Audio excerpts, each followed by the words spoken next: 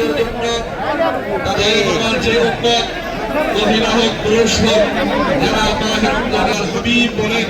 যে আল্লাহ তাআলা ওই বান্দা বান্দীকে দুনিয়া থেকে চলে গেছে তাদের আমাদের সকলের আশা আকাঙ্ক্ষার প্রতীক জনাব তারেক রহমানের সুস্বাস্থ্য ও দীর্ঘায়ু এবং সফলতা কামনায় আজকের এই দোয়া ও ইফতার মাহফিলের সম্মানিত নেতৃবৃন্দ, সম্মানিত শহীদ দরবার পরামর্শ করেন রব্বুল আলামিন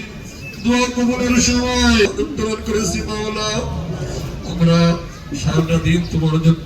আমাদের জিহ্বা শুকিয়ে গেছে গো মাওলা। রব্বুল আলামিন এমন একটি সময় হাত উঠিয়েছে গো মাওলা, আমাদের সকল